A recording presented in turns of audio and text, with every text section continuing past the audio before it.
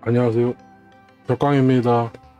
자, 오늘은 이제 그 육친론 19번째 시간이지요. 정제를 알아보는 와중에 있는데요. 정제의 역할에 대해서 이제 쭉 연재해서 강의를 지금 하고 있는 중입니다. 자, 오늘은 그래서 세 번째 정제의 역할 중에 지금 재생관, 그리고 지금 우리 화면에 띄워놓은 것처럼 재생관에 대한 내용을 한번 여러분들에게 전달해 드리도록 하겠습니다. 이 재생관이라는 것은 일단 재니까 당연히 재가 한번 이렇게 생해주게 되는 관계가, 재에서 생을 하게 되면 관을 생하게 되겠죠.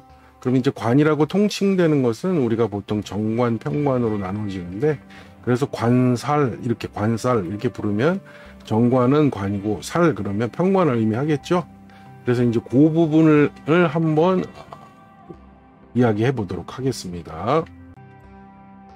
자, 여기 보시면은 이제 세 번째 재생관의 이 항목에서 이제 재가 관을 생할 경우에 그럴 때 중요 관찰점이라고 해서 재자 약살이라고 하는 형태와 재생관이라고 하는 형태에 대해서 이제 중점을 두고 한번 이야기를 해보도록 하겠습니다.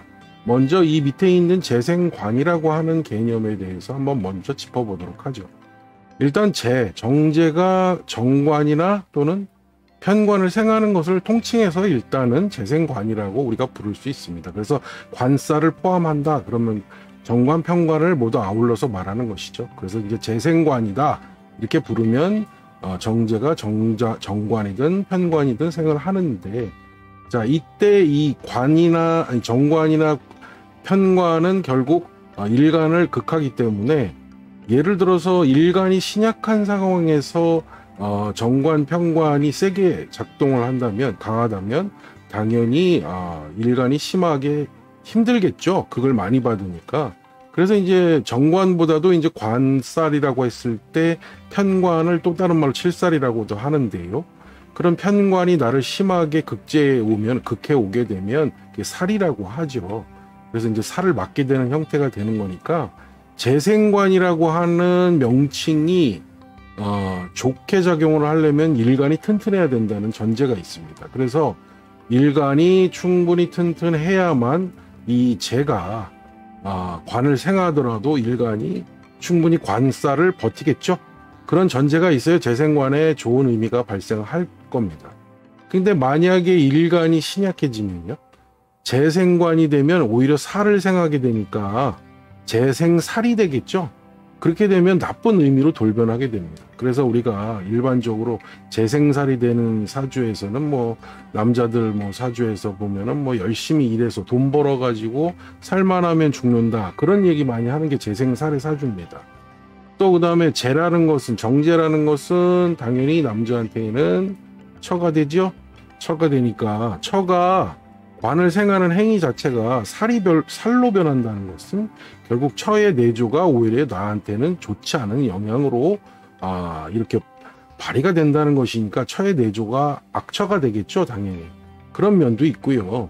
또 이제 여자 사주 같은 경우에는 재생살이 되면은 아무래도 그 정제라는 것이 시어머니가 되니까, 이 시어머니가 나의 관이죠. 남편을 부추겨서 나를 극하게 되는 요소가 되니까, 부군, 자기 남편을 통해서 시어머니가 나를 구박하는 형태, 못살게 구는 형태, 이런 것들로도 나타날 수가 있겠죠.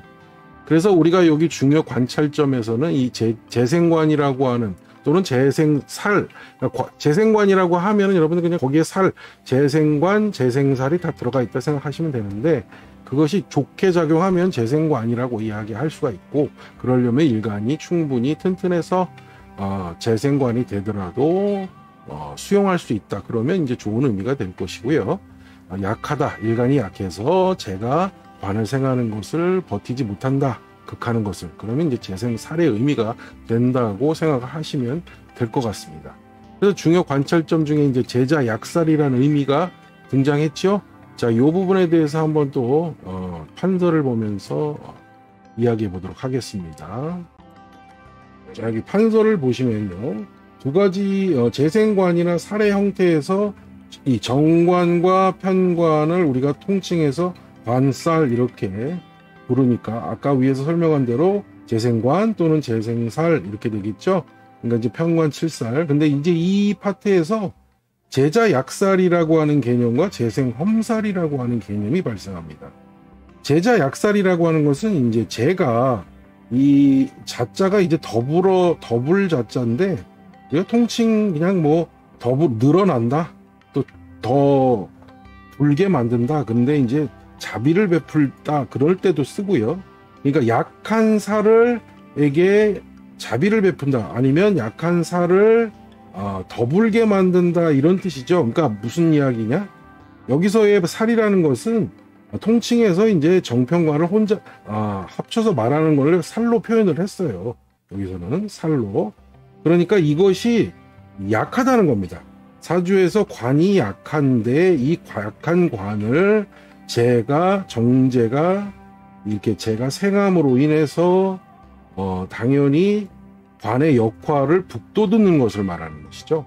자, 이럴 때도 단순히 그냥 무조건 제가 관을 생해주는 이런 북돋는 형태가 다 통칭돼서 쓰이는 것이 아니라 여기도 전제 조건이 일간이 충분히 튼튼해야만 그럴 때만 이제 제가 관을 생하는 것을 제자약살이다 이렇게 표현을 합니다. 일간이 신약해버리면은 이거는 무조건 그냥 일간이 신약이 되면 재생살이 되는 거죠. 그래서 아까 설명했던 뭐 살만하면 돈 벌어서 살만하면 목숨을 잃는다든가 뭐 시어머니가 남편을 부추겨서 나를 괴롭힌다든가 이런 형태들이 다 여기에 들어가겠죠. 그러나 만약에 일간이 튼튼한 구조만 이루어져서 이 제자약살의 형태가 이루어진다면 당연히 이 정제라는 것이 이제 남자한테는 처가 되니까요. 처가 관, 즉 사회적 활동을 북돋아주는 형태니까 처의 덕이 매우 높겠죠.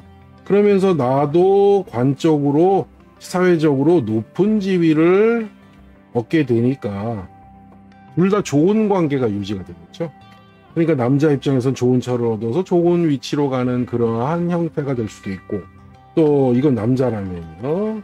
근데 여자 같은 경우에는 당연히 그렇게 제자 약살이니까 당연히 남편을 이렇게 도와주는 형태가 되니까 남편이 귀하게 되겠죠. 귀한 그런 사람이 되니까 당연히 자기 역시 귀부인이 될 수 있다라는 그런 전제가 깔리게 되는 것이죠.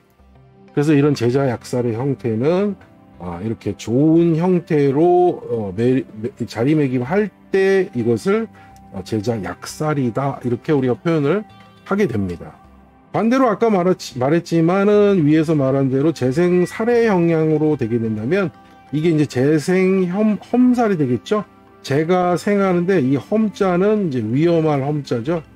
위험하게 만든다. 위험할 험자니까 살을 생함으로 인해서 상당히 위험한 상황을 연출하게 되니까 재생살의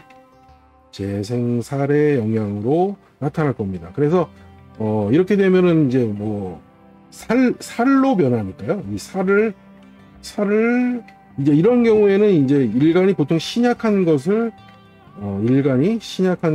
전제로 하기 때문에 결국적으로 이 살의 작용. 자, 이때는 정관이든 편관이든 이 일간이 약해버리면 다 자칫하면 이 살로 작용할 확률이 많습니다. 그렇게 되면 당연히 신약한 일간이 살을 맞게 되는 형태가 되니까 통칭해서 재생험살이라고 표현을 한 것이죠. 그러면 이제 당연히 수명도 짧을 것이고 아까도 말씀드렸던 대로 돈 좀 벌어서 살만해지면 그러면 병이 든다든가 아니면 돌아가신다든가 목숨을 잃는다든가 하는 형태 이런 것도 되고요.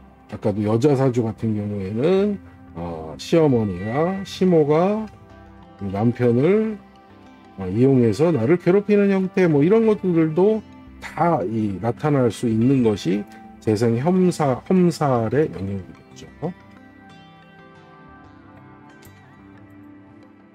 그래서 지금까지 한번 설명 쭉 드린 내용이 이 정제의 역할 중에서 재생관, 재생살 이 개념을 가지고 우리가 제자 약살의 모양이다 또는 제자 험살의 모양이다 이렇게 나누어서 이야기할 수 있는 부분이 이제 재가 관을 생할 때 나타나는 현상 중에 우리가 꼭 한번 기억해 둬야 될 부분들이죠. 그 다음에 이제 우리가 앞선 강의에서는 식상생재 모양을 가지고 이제 제 입장에서 생해주는 식상의 영향력에 대한 관계를 설명드렸었는데요. 자, 우리가 이제 쭉 식신이나 상관, 정제까지 설명드리면서 우리가 일간의 힘을 통해서 식신, 상관을 통한 재로 결과가 이어지면 하나의 사이클로 이어진다 그랬죠. 그래서 이제 자기 일 중심으로 이렇게 세상을 살아나가는 형태의 사람들, 그래서 뭐 전문가 그룹 또는 자기 사업 영역 또는 자기 재주를 마련해서 하는 일들의 직업군, 뭐 이런 것들이 다 통칭될 수 있는데, 이 재가 왕하면 또는 재가 강하면 당연히 식상의 생조가 필요 없기 때문에 이제 당연히 이 재를 통제하기 위해서 일간이 튼튼하기만 하면은 상당히 좋은 구조가 될 수 있다. 자, 이렇게 일간이 튼튼한데 이렇게 관을 생각하게 되면 결과적으로 이제 이 관직 또는 관 사회 조직체에서 활동하는 경우가 많게 되겠죠. 재생관이 잘 이루어진다면요. 자, 그러면 하나의 또 다른 형태, 즉 이제 자기 주도의 일을 중심으로 하는 것이 아니라 사회에 이미 구성되어 있는 조직체와 연관해서 내가 재생관으로 좋은 영향을 이루면 거기서 내가 드디어 돈벌이를 하면서 관, 즉 지위를 얻게 되는 일종의 직급을 얻게 되는 형태로서 또 자리매김을 할 수 있다. 그것이 이제 하나의 또 이제 직업의 형태에서 보면 하나의 사이클을 만드는 것이다. 이렇게 보시면 될 것 같아요. 그래서 이제 재생관이 잘 되는 사주에서는 대체적으로 아랫사람들이 나를 잘 밀어줘서 내 자리가 잘 유지되는 형태가 될 수도 있다. 이런 형태로 해석하기도 합니다.